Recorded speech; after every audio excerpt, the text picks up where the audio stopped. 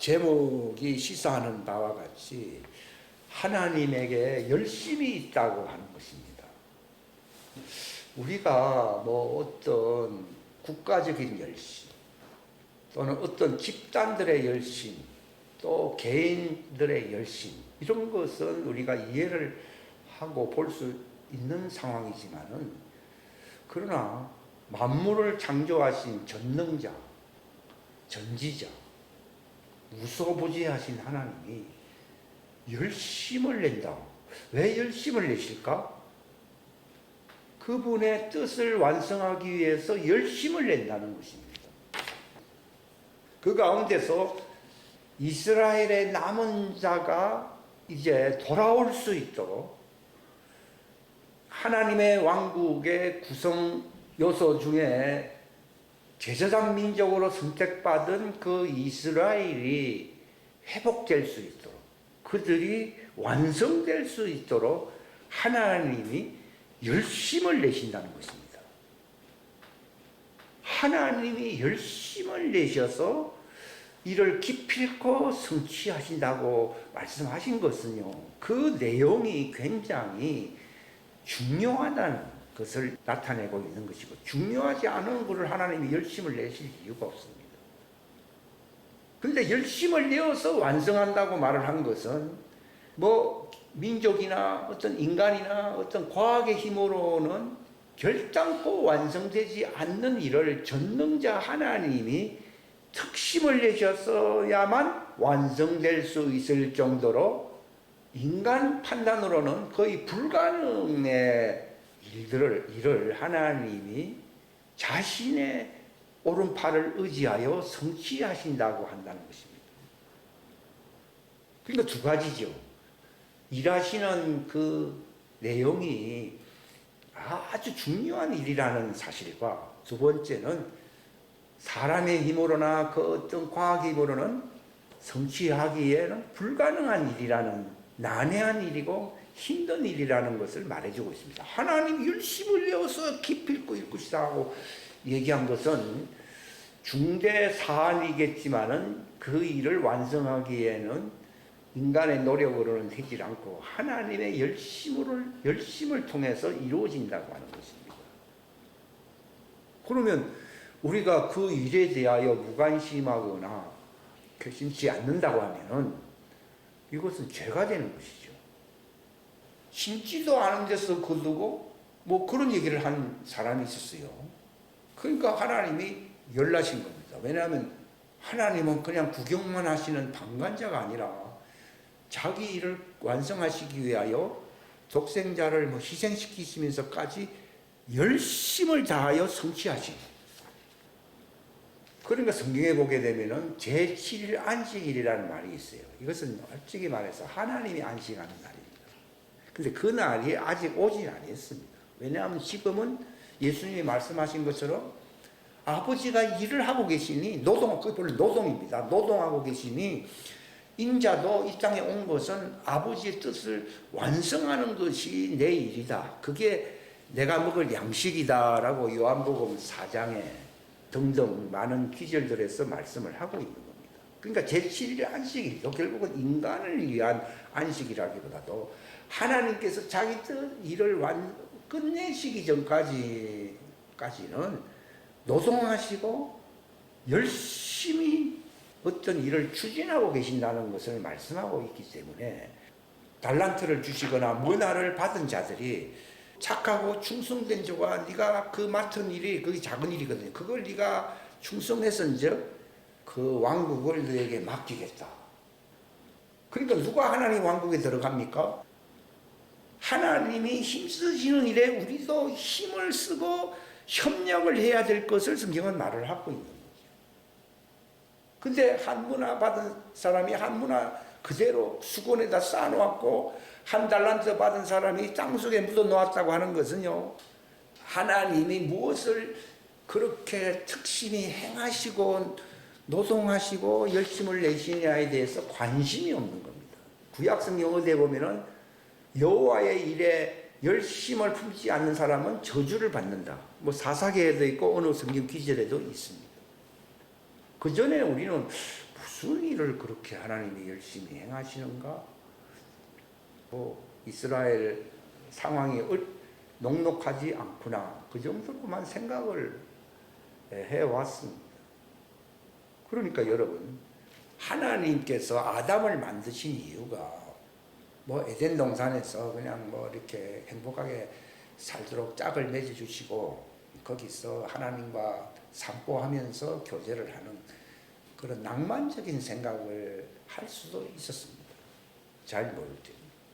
근데 거기는 에덴 동산 안에서 일어난 그 창세기 2장과 3장의 사건은요, 바로 하나님께서 성취하실 그 영원한 왕국의 그 시작인 것입니다. 에덴 동산의 역사는. 에덴 동산에서 쫓겨나게 된 것은, 만약에 쫓겨나지 아니하고 거기서 그냥 계속 지낸다고 하면은 개인적인 소원 성취는 이루어졌겠지만은 하나님의 뜻은 성취되지 않습니다. 무슨 말인가 하면은 아담을 통하여 하나님이 이루시고자 하시는 그 역사가 있거든요. 왜냐하면 예수님이 아담과 같은 그러한 여자, 그 아담은 여자거든요. 여자의 씨로 그분이 오셔야 되는 것입니다. 그러므로 그 씨로 말미암아 이제 하나님의 왕국이 완성되어야 할 어떤 과정이 있다는 것을 창세기 3장, 15장 등등 이렇게 말씀을 하고 있습니다. 그러니까 제가 결론적으로 요약을 하면은 하나님이 그 여자인 그 이스라엘 그들을 통해서 그 일이 이루어져야만이 하나님의 왕국이 완성된다고 하는 것입니다. 왜냐하면 예수님이 자신이 그 여자의 씨로 오셨기 때문인 것입니다. 그저 하나의 아담 홀로만으로 그냥 하나님과 관련이 없는 그런 역할을 한다면은 어떻게 보면 사단에게 패배한 그 아담에 대하여 별로 관심을 가질 이유도 하나님 없습니다. 그러나 하나님은 이것도 다 하나님의 왕국의 역사를 완성하기 위해서 반드시 통과해야 할 필수적인 과정이라는 것입니다. 그런 관점에서 우리가 보아야 되고, 이스라엘이 이제 마침내 등장했습니다. 이것은 아담의 또 다른 모습입니다. 하나님이 왜 이스라엘을 세우려고 하실까요? 이게 바로 예수님께서 이스라엘에게는 국토와 민족을 주셨기 때문에 그 나라에 오심으로써 성취되어야 할 역사가 있기 때문에 그리한 것이고, 그러나 그들은 마귀에게 미혹을 당해서 그렇게 하나님을 상쾌케 하지 못한 과거가 있을지라도요, 또 하나님은 마지막 때 그 역사를 위하여 또 이스라엘을 또 마지막 때 또 일으킨다는 것입니다. 벌써 예수님 오시기 전 700년경 또 500년경에 북쪽 이스라엘은 하나님이 이제 범죄한 민족에게 심판을 행하심으로써 방방곡곡에 흩어지게 했습니다. 왜 하나님 그걸 흩었느냐? 본래 야곱에게 말씀하시기를 내 민족들이라고 되어 있습니다. 성경에도 요한계시록에는 구원받은 민족들이 새 예루살렘 성에 들어갈 당당한 영광과 자격을 얻게 될 것이다 라고 여기 요한계시록 21장에도 기록이 되어 있습니다. 왜냐하면 우리가 단일한 팔레스타인에 있는 그 민족 하나를 두고 얘기한 게 아니에요. 그들도 이미 다 찢겨서 흩어졌다고 하나님이 일부 회복시켜준 남은 자들의 한 부분일 뿐이지, 그 시내산에서 율법을 받고 거기 들어갔던 민족들이 물론 흩어질지라도 거기에 순수하게 남아있는 민족이 얼마 있었다는 말이 아닙니다. 하나님은 다 흩었습니다. 그러나 하나님이 자기 이름을 위하여, 자기 이름은 하나님의 왕국의 영광, 하나님의 왕국의 존재성, 하나님의 거룩하심의 어떤 특성과 연관되어 있는 것이거든요. 그렇기 때문에 자기 이름을 위해서 쫓아내었다가도 하나님의 뜻을 위하여, 하나님의 뜻과 하나님의 이름은 서로 하나잖아요. 그래서 그들을 다시 데려놓았다가 또 하나님이 또 그들을 다시 쫓아내었다가 다시 돌아오게 하고 하는 그 목적은 자기 이름을 위해서, 그분의 이름이 뭡니까? 그분의 왕국, 그분의 뜻이 성취되게 하는 것입니다. 하나님은 절대로 손해보시는 하나님이 아닙니다. 인간들은 하나님을 실망시키고 좌절시키려고 그렇게 미혹을 당했지만 하나님은 자기 이름을 위해서 남은 자들, 성경에 보면 남은 자들을 통하여 하나님의 역사의 계대가 멈추지 않고 이어진다는 것입니다. 그것을 하나님이 여호와의 열심히 이를 성취할 것이다 라고 말씀을 한 것입니다. 그럼 다 과거에도 그런 일이 있었죠. 예를 들어서 뭐 다 포로로 갔습니다. 이스라엘에 남아있는 숫자는 얼마 되지 않는다고 말했어요. 아주 잡적으로 구성되도록 열왕들이 그렇게 노력을 많이 했습니다. 그러나 느부갓네살 왕 밑에서 그 고관 그 위치를 차지했던 다니엘 같은 사람들이 이 하나님이 장차 어떤 일을 행하신다는 어떤 부분적인 어떤 계획을 알고 있었던 것입니다. 그렇기 때문에 아직은 그 뜻이 이 시대는 이루어지지 않기 때문에 봉인하고 닫아두라. 이제 때가 되면은 이제 봉인을 열 것이다. 그렇게 말씀을 하신 것이거든요. 요한계시록이 봉인이 다 열리질 아니했어요. 봉인이 이제 주님의 지상재림과 연결해서 이제 거의 다 열릴 그러한 시점에 지금 우리가 와 있다는 것입니다. 근데 하나님이 열심히 무엇입니까? 하나님의 왕국의 구성 요소에는 왕들도 있어야 되고 시민들도 있어야 되지만도 아래와 위를 중보 역할을 해야 할 이 제사장 민족들이 반드시 있어야 되는 것이거든요. 그 하나님께서는 이 제사장 민족이 굉장히 중요합니다. 왜 그런가 하면은 제사장 민족이 있어야만이 예수님이 오신다는 것입니다. 또 제사장 민족이 있어야만이 시민들을 이끌 수가 있다는 것입니다. 마치 사람의 허리와도 같은 것입니다. 아무리 머리가 훌륭하고 뭐 하더라도요, 이 허리가 받쳐주지 아니하면은 직립으로 서 있을 수가 없습니다.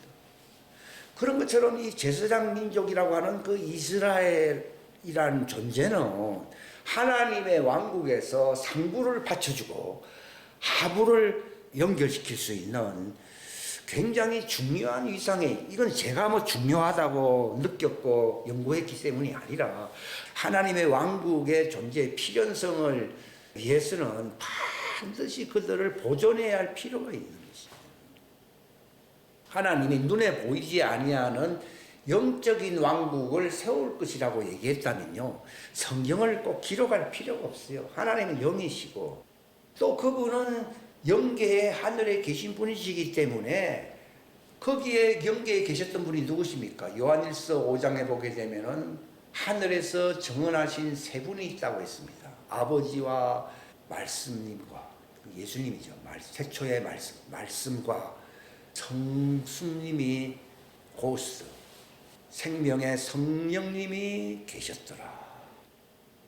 그럼 그것으로서 하나님의 왕국을 구성하면 되는 것이에요.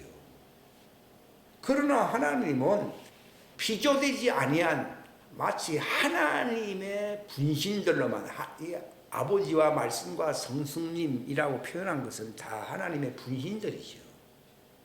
로 구성된 나라가 아니라 피조물들도, 왜냐하면 천사들을 하나님 만드셨기 때문에 그들을 수종들게 해요. 그러니까 그전에는 아담을 창조하기 전에는 천사들에게 그 통치권을 맡기셨다고 나와 있습니다. 히브리서에 보게 되면요. 그러니까 이스라엘 당일날 구약성경에도 보면 어떤 위기가 오면 천사들이 나타나고 어떤 메시지를 전하기도 하고 하나님의 그 역할을 이제 감당하기 위해서 세상에 막 나타났어요. 세상에 재앙을 내린다든지 또는 어떤 하나님의 행하실 역사를 위해서 천사들이 주도적으로 사역했던 시절입니다. 그 시대가 사람들은 뭐 몇천 년이 아니다, 몇천억 년이 들렸을 수도 있고 그건 아무도 모릅니다. 그런데 하나님은 그런 세계를 원하시지 아니하고 히브리서에 나와 있지 않습니까? 장차 올 왕국은 이리 나와 있습니다. 그러니까 그 이전 왕국이 있었고 장차 올 왕국이 있다는 것이거든요. 이전 왕국이라고 하는 것은 미완성 시대를 얘기하는 것이고 장차 올 왕국이라고 하는 것은 이제 예수님을 머리로 한 하나님의 그 영원한 왕국이 세우실 것을 두고 얘기하는 것이거든요.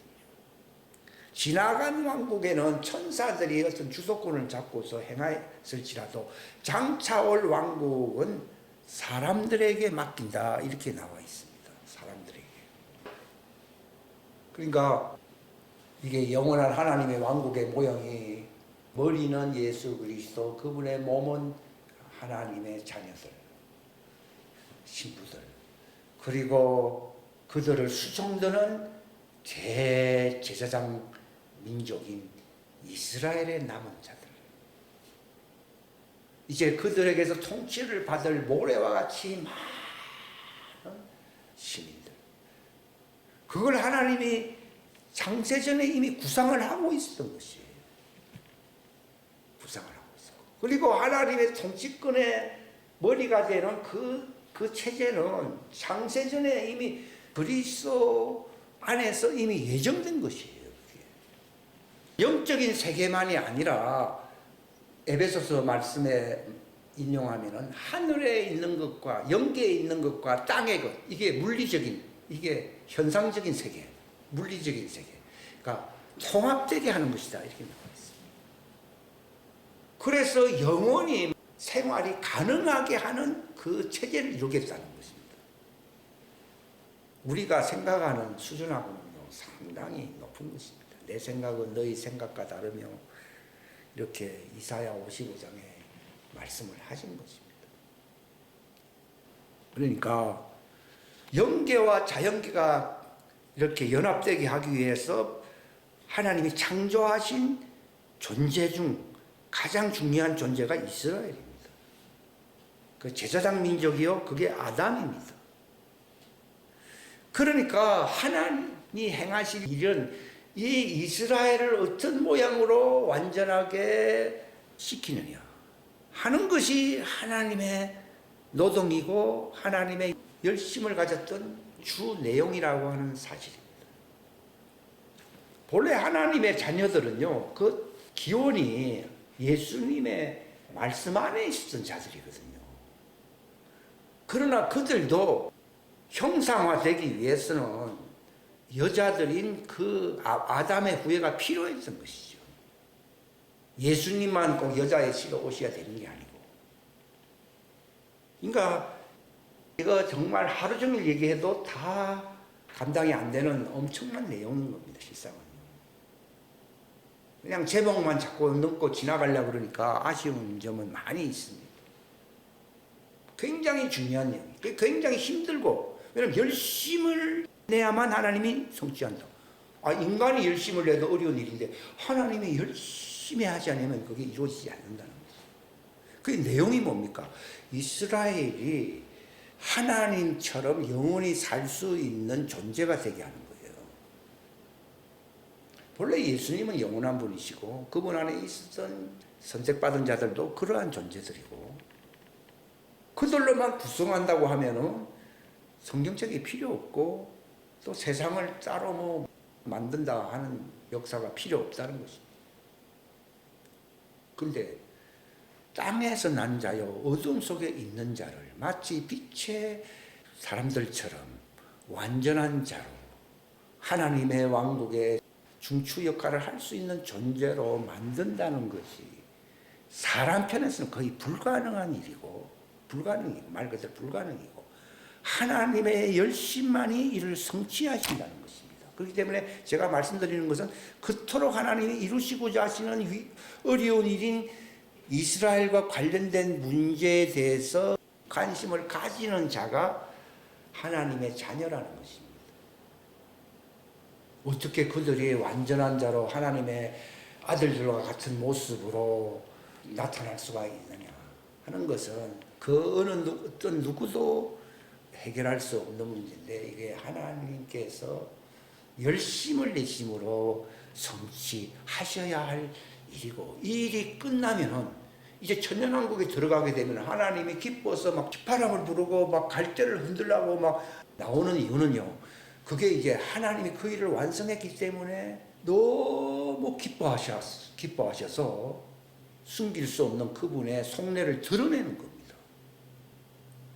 근데 이 내용을 우리가 알 필요 없다고 생각하면은 그건 이스라엘 사람, 그래야 이스라엘 사람들이 고난받는다는 그 수준에 불과한 것이고, 하나님의 자녀는 그 하나님이 열심을 내시고 그 일을 성취하셔야만이 기뻐하시고 안식하실 수 있는 중대한 내용이므로, 그분과 함께 수종 들고 마치 예수님이 그 일을 다 알고 계셨던 것처럼 그 일을 완성하기 위해서 예수님이 육체 안에 오셔서 그렇게 고난을 받으시고 미완성, 그것도 완성이 아니라 미완성된 상처가 있는 몸으로 부활하신 이유인 것입니다.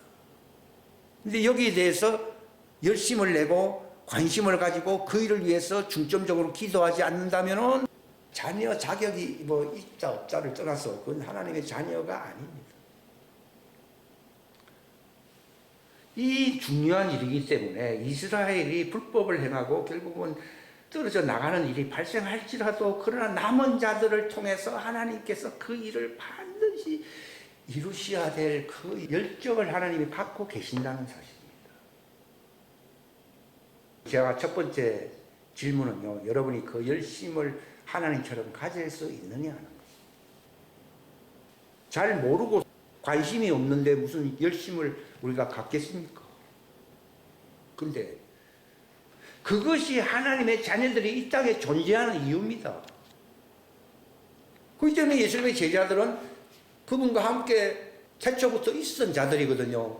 너희들은 뭐 이런 거 저런 거 기도하고 하지 말고, 침례자 요한이 뭐 그런 기도를 가르쳤다고 하는데 그런 기도는 하지 말고 너희는 이렇게 기도하라, 딱 못 박았습니다. 우리의 기도는 그거밖에 없습니다.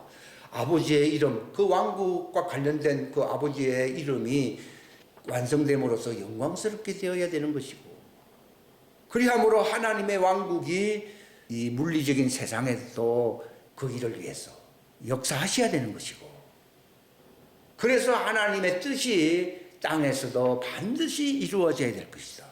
이것이 바로 너희는 먼저라는 말을 쓰거든요. 하나님의 왕국과 하나님의 의를 구하라. 그렇게 하는 것이 하나님의 왕국과 하나님의 의를 구한다는 것입니다. 그는 내 오른편에 앉아서 먹고 마시며 나와 함께 이제 영광에 참여하게 될 것이다 라고 누가복음에 예수님이 말씀하셨거든요. 그러니까 예수님의 마음은 그거 하나밖에 없습니다. 그것을 우리가 교통하고 같은 마음을 품고, 성경에 보면 항상 같은 마음을 품고 주를 섬기라고 하는 말이 있거든요. 바로 그겁니다. 그래야 하나님이 안식하실 수 있습니다. 그리고 하나님은 열심을 내시고 그 일을 성취하시려고 힘쓰고 계십니다. 제7일 안식일, 그날을 바라보고 있습니다. 천년왕국 때가 바로 하나님의 제7일 안식일이잖아요. 그날 하나님이 휘파람을 소리를 내시고 기뻐하신다는 것입니다. 그때 이스라엘이 완성된 그 모습을 어떻게 표시하고 있습니까? 저 흰옷 입은 자가 누구냐? 이걸 요한계시록에 우리로 하여금 안목을 집중시키게 하고 있습니다. 그러니까 요한이 저 사람들이 누굽니까? 그러니까 천사가 모르겠는가? 예, 모릅니다.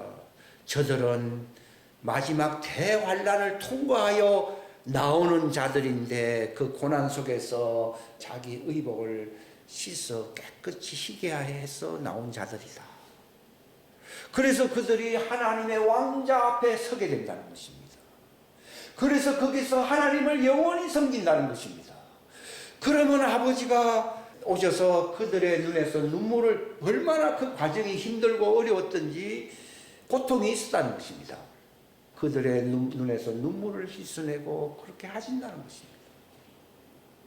이게 얼마나 하나님께서 원하고 또 원하시고 자기 아들을 희생시키면서까지 성취하셔야 할 그 대역사인가를 우리가 짐작할 수가 있는 것이죠. 성경의 표현을 빌리면 하나님이 마치 임산한 여인과 같이 구로하신다는 그런 표현까지 있습니다. 호세아서 내가 너를 포기할 수 있느냐는 말이 어디 있습니까? 11장 7절부터 이 하나님의 마음을 여러분들이 읽게 하려고 제가 어렵게 찾게 한 것입니다. 11장 7절입니다. 시작. 내 백성이 나를 떠나 뒤로 물러나기로 작심하였으므로 내 종들이 그들을 지극히 높으신 이에게로 불렀을지라도. 아무도 전혀 그분을 높이려 하지 아니하는도다. 관심 없다는 얘기. 에브라임아 내가 어찌 너를 내주겠느냐. 이스라엘아 내가 어찌 너를 넘겨주겠느냐. 내가 어찌 너를 아드마임같이 만들겠느냐. 내가 어찌 너를 스보임같이 이거 포기한다는 주겠느냐. 내 마음이 내 속에서 어떻게 해요? 돌았음에 내가 뜻을 돌이키는 것이 한꺼번에 불같이 타오르는도다. 내가 내 맹렬한 분노를 집행하지 아니하며 돌아와서 에브라임을 멸하지 아니하리니 나는 하나님이여 사람이 아니니라. 나는 내 한가운데 있는 거룩한 자니 내가 그 도시로 들어가지 아니하리. 들어가면 어떻게 하겠다는 거다. 멸해버리겠다는 거야. 하나님이 정말 웬만한 일 같으면 뭐 다른 이방민족 같았으면 다 없애버릴 텐데, 그러나 내가 옛날 소돔 고모라 때의 사람들을 멸한 것처럼 내가 너를 그렇게 몰아내겠는가. 이걸 내가 책임지고 내가 감당했으라도 너를 돌이켜야 되는데 돌이키자니 너희들은 불법이 너무 강력하고 그렇다는 것입니다. 그래서 하나님 마음이 불같이 되는데 여러분, 하나님의 불같은 마음은 나는 하나도 모른다. 효자가 아닙니다.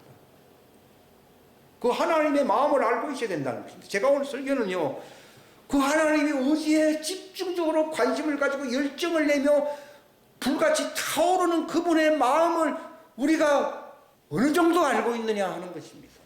이것 없이 우리가 마지막 주님 앞에 설 때, 내가 주의 이름으로 뭐 권능도 행하고 뭐 가르치고 속꿉장난이죠. 그래서 그러니까요, 야, 이 불법자가 다 떠나가라. 하늘에 계신 내 아버지 뜻과 마음과 열정을 모르고 그 일에 대해서 수정들지 아니한 자는 다 불법자고 다 물러가라는 겁니다. 교회 다닌다고 해서 돈 받는 줄 아십니까? 아닙니다. 여러분, 하나님의 마음처럼 가슴이 불타고 이걸 소위 사명감이라고 보통 얘기를 하는데 이걸 갖고 있습니까? 그거 없으면 하늘에 계신 내 아버지 뜻을 행하는 자가 아니죠. 안 그렇습니까? 그게 과연 그렇게 해야 되느냐를 점검하는 시간으로서 제가 가지고 있는 것이지, 그래서 상세한 내용을 다루려고 제가 이 자리에 선 게 아닙니다. 하나님은 왜 이스라엘을 포기할 수가 없던가? 그것은 바로 자신의 거룩한 이름과 아버지 뜻과 아버지의 영광, 아버지의 왕국과 관련이 있는 겁니다. 그렇기 때문에 너희는 그 왕국을 구하라는 말은 아버지가 마음속에 품고 있는 그 열정을 나도 갖고 있어야 된다는 것입니다. 우리가 하나님께로부터 용납될 수 있고 우리의 기도가 성취될 수 있는 길은요, 그 같은 마음, 그 생각을 가지고서 내가 기도할 때에 하나님이 이 모든 것을 더해 주신다고 하는 그 기적과 역사가 나타날 수가 있기 때문인 것입니다. 열심을 내고 있습니까? 열심이라 그러니까 뭐 교회에서 뭐 열심히 봉사하고 그런 얘기를 하는 게 아닙니다. 다니엘이 그 외국에 그 바벨론 지역으로 포로 갔어도 그는 하루에 3번씩 기도했다고 했잖아요. 어디를 향해서 기도하고 있습니까? 사람들은 그럽니다. 애국심이 많아서 애국심이 너무 열정이 강하다 이렇게 얘기를 합니다. 하나님의 뜻이 거기에 있습니다. 우리 시편 132편 보세요. 이것을 다윗이 알았던 겁니다. 제 말은요, 여러분들이 다윗처럼 알아야 된다는 것입니다.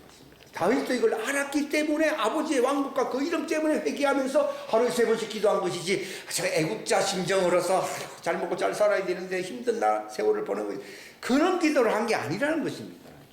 시편 132편에 자 1절부터 읽습니다. 주여 다윗과 그의 모든 고통을 기억하소서. 왜 기억해 줘야 됩니까? 다윗은 그걸 알고 있었고 그걸 위해서 열정을 품었기 때문에 하나님은 그 기도를 잊지 않습니다. 그 눈물을 하나님이 병에 담아두십니다.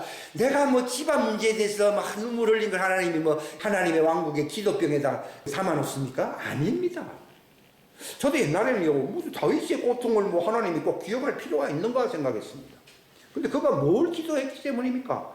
그가 주께 맹세하고 야곱에 능하신 하나님께 소원하기를 참으로 내가 내 집의 장막에 들어가지 아니하며 내 침상에 오르지 아니하고 내 눈이 잠자지 못하게 하며 내 눈꺼풀이 졸지 못하게 하되 주를 위한 장소 고 야곱에 능하신 하나님을 위한 처소를 발견할 때까지 그리하리라. 이때는 지상 예루살렘과 이게 예수님이 이 땅에 오셔서 그 일을 완성해야 되기 때문에 그 성전이 예루살렘에 있어야만이 하나님 뜻이 이루어져야 되기 때문에 다윗이 자기 시대에 이 역할을 감당했던 것입니다. 그건 지나갔습니다. 또 예수님이 오셨습니다. 또 사도들을 통해서 온 세상에 복음을 전했습니다. 그런데 이제 마지막 주님이 오신다는 것입니다. 오시는데 우리가 해야 할 일이 뭔가, 우리가 열심을 내야 하는 일이 뭔가, 또 이스라엘입니다. 그래서 성경에 보면 이스라엘을 축복하는 자를 축복하겠다고 한 이유가 이스라엘이란 독특한 민족이구나, 그런 게 아니라 하나님의 중차대한 그 대역사와 연결이 되어 있기 때문에 그렇습니다. 우리가 이거를 알고 있을 때 이스라엘을 향한 하나님의 열정을, 열심을 내가 갖고, 과거에 다윗이 그랬고 다니엘도 그랬고 그 열정을 품은 것처럼 바울은 뭐라 했습니까? 내가 이렇게 사람들 앞에서 신문을 받고 내가 고난을 받는 이유를 뭐라고 말하고 있습니까? 이스라엘의 소망이, 부활이 이루어지게 하려고 그런다고 했잖아요. 차라리 그 일을 위해서 그 뜻이 이루어진다면 내 이름이 생명책에서 끊어질지라도 원하는 바라 그랬잖아요. 이 열정이, 이 바울의 열정이 있었기 때문에 그는 하나님의 뜻을 행한 사람이었고 그가 하나님의 왕국에 들어갈 수 있는 거예요. 우리도 바울 같은 열정을 갖고 있어야만이 하나님의 왕국에 들어가는 것이지 다 지옥 가는 거예요. 내가 사람들 앞에서 신문을 받고 내가 이렇게 고난을 받는 것은 차라리 내 이름이 생명책에서 끊어질지언정 원하는 바라고 하면서 뭐라고 말했습니까? 이런 이스라엘의 소망, 하나님의 뜻인 그들의 구원, 곧 이스라엘의 의의 부활이다, 이렇게 나오는 거예요. 그걸 위해서 기도하고 있습니까? 이스라엘에 향한 하나님의 소망, 그들의 의의 부활의 소망을 가지고 열정을 품고 있다면 그게 바로 내 이웃을 내 몸과 같이 살아. 너는 의의 부활체니까 그렇게 되겠지만은 그렇게 저절로 완성되지 아니할 내 이웃이 있다는 거죠. 여러분, 이웃이 있으니 그 이웃이 뭡니까? 이스라엘입니다. 여러분, 그 이웃을 위해서 열정을 품고 있습니까? 또 사람들은 또 이스라엘이라니까 비행기 타고 또 끝까지 가려면 힘든데 그걸 얘기하는 게 아닙니다. 야곱에게 하나님 말씀했잖아요. 이스라엘이 그쪽에도 남은 자가 있지만도 전 세계 각 민족, 족속, 민족들 복수잖아요. 흩어져 있지 않았어요. 흩어져 있는데 그 숫자가 몇입니까? 요한복음 21장에 물고기를 잡으라 그랬잖아요. 그 물에 들어온 고기가 몇 마리입니까? 모나미 내 친구잖아, 내 이웃. 모나미 153이잖아요. 153민족에 다 흩어져 있잖아. 그걸 얘기한 것이지. 이것도 이스라엘을 향한 하나님의 열심, 너희는 153개 민족 속에 남겨져 있는 이스라엘 남은 자들이 마침내 의의 부활체가 되어 새 예루살렘 성에 흰옷을 입고 들어가서 주님을 섬기는 그날이 아버지가 안식하는 날이고 그 뜻이 이루어져야 된다는 것입니다. 그걸 위해서 기도하는 거예요. 그거밖에 없습니다. 하나님의 마음이 어디에 있느냐? 이스라엘입니다. 그 말이 시편에도 있지 않습니까? 내 눈동자 이스라엘 이렇게 나오잖아요. 근데 옛날에는요, 그 나라까지 가야 되는가 뭐 이런 생각까지도 했습니다. 물론 그 나라까지 가야 될 사람도 있겠죠. 그런데 각 족속으로 153개 민족으로 흩어져 있거든요. 그것은 하나님이 알려주지 아니하면 우리가 누군지 알 수가 없습니다. 근데 그들이 하나님이 선택받은 그 자들이 흰옷을 입고 의의 부활체가 된다는 내용이거든요. 들어가는 일에 협조해야 된다는 것입니다. 근데 나도 완성되지 아니하고 나도 내 정체성을 완벽하게 갖고 있지도 않는데 그 일을 할 수 있냐? 예수님처럼 완전한 자가 되어야 됩니다. 그게 제가 기도 제목이 지금은 단일이었죠. 하나님 완전하게 해주십시오. 그러면은 베드로처럼 그림자가 지나가는 곳마다 그들이 치유되고 하나님께로 돌아올 것입니다. 그 책임이 어디에 있느냐? 물론 하나님이 뜻하시는 바 열심을 내는데 통로는 그 수족은 누구냐? 바로 완전하게 된 그리스도인입니다. 완전케 된 하나님의 아들들입니다. 피조물들이 이스라엘을 얘기하거든요. 피조물들이. 그들은 흑암 속에 있었던 자들이기 때문에 피조물들이 뭘 사모한다고 했습니까?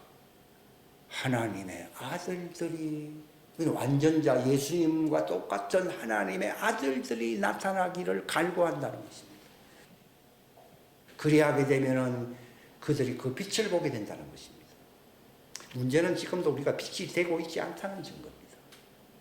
거기서 어둠을 싫어하고, 그들은 어둠 속에 있지만 어둠을 싫어하고 빛을 사랑하는 자들이 결국은 그 빛을 바라보고 하나님의 아들들의 발자취를 따라 추수되기 위하여 그들이 하나님이 정해놓은 피난처를 향하여 거기서 그들을 완전한 의의 부활체로 만드는 하나님의 봉사에 그 서비스를 받을 수 있는 지역으로 가게 된다는 것입니다. 지금 남은 그 과제가 그거 하나밖에 없는데 세월은 없습니다. 너무너무 많은 세월을 낭비했죠. 열심을 품고 있으니까 짬이 아니지. 그것 때문에 지금 내가 해야 될 일이 뭐냐? 빛이 되는 것입니다. 이사야 60장 말씀이 이루어져야 됩니다. 하나님의 영광이 너를 덮는다는 것입니다. 우리 위에 하나님의 영광이 덮이지 않는데 이스라엘에 무슨 하나님의 영광이 덮이겠습니까? 하나님의 영광이 덮이고 빛을 발하라. 그래야 하면은 전 사방에 흩어져 있는 사람들이 너희에게로 어떻게 한다고요? 다가가리라 그랬잖아요. 그 말씀이 이루어져야 될 시점이 2025년이라는 거예요. 예수님처럼 켜켜간 공을 못 세운다 할지라도 거기에 수정들므로써 나도 네가 적은 일에 두 문화를 남겼으니까 하는 말이 있듯이 하나를 숨겨놓고 하나 있게 만들면 안 되고 그것이 빛을 발할 수 있도록 내가 그 역할을 해야 된다는 것인데 거기에 여러분 얼마나 세월에 대하여 경각심을 갖고 살아가느냐 이 얘기입니다. 그런데 주님은 나의 열심을 알게 하라. 그 하나님의 열심의 한 이걸 감당을 할 수 있다면 내가 구원도 받을 수 있다는 겁니다. 성경에 나와 있잖아요. 그들의 죄를 용서하니 종들의 죄를 내가 용서하는 역할, 빛을 발하고 죄사함의 침례를 베풀어 줄 수 있는 말씀의 폭포수가 나오게 되면은 빌립보 감옥에서 그 간수가 구원받고 있잖아요.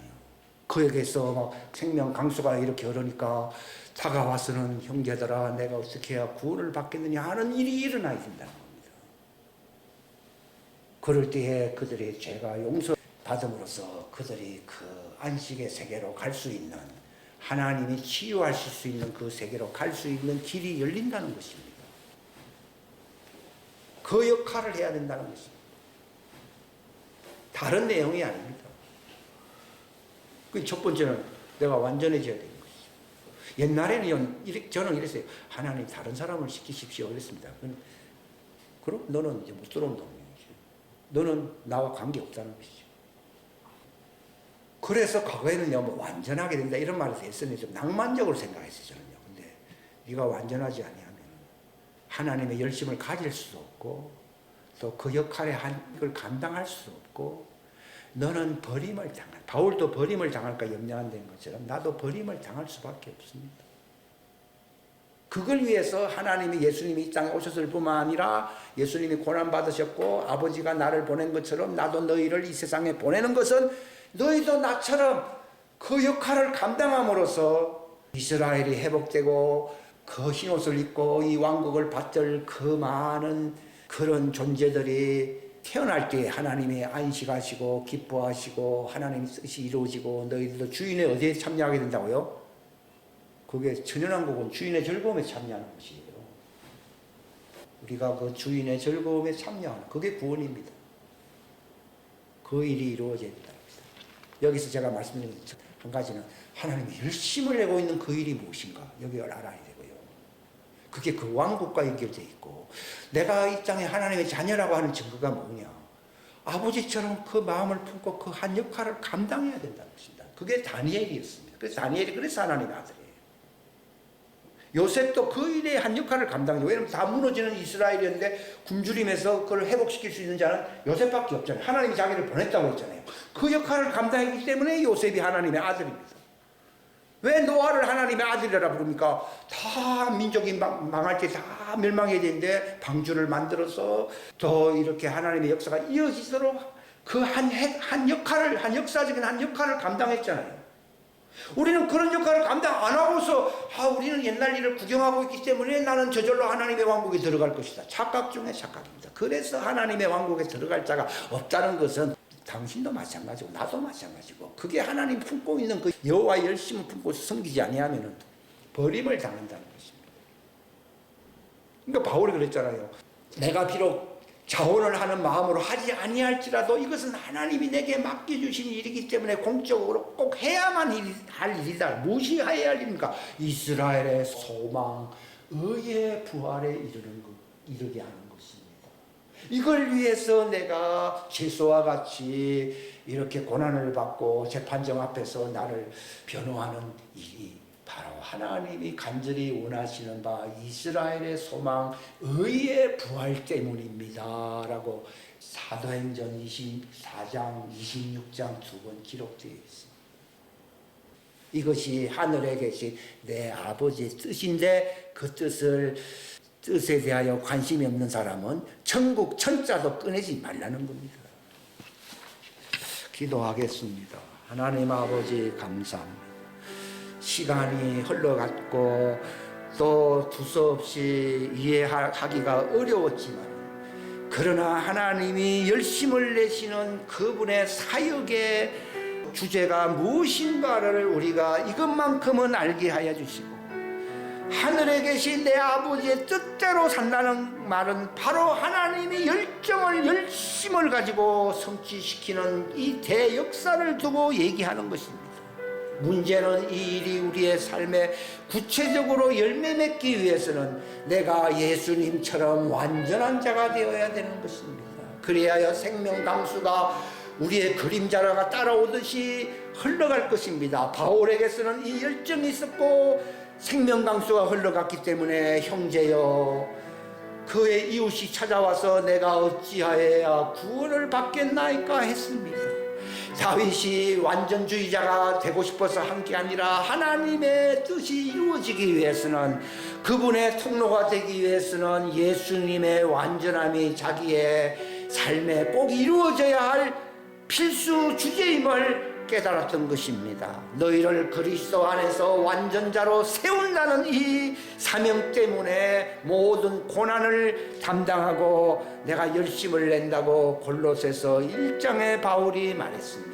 이것은 하고 싶어서 한다는 그런 의미가 아닙니다. 자기 의의 표현도 아닙니다.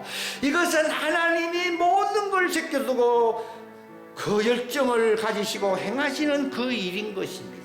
여호와의 열심을 나도 갖지 아니하고 이 세상에 사는 것은 다 세월을 낭비하는 것이고 이것은 하나님의 천국의 천자와도 나는 상관이 없는 자가 되는 것이고 이것은 그리스도와 나와 아무런 관계가 없는 것입니다.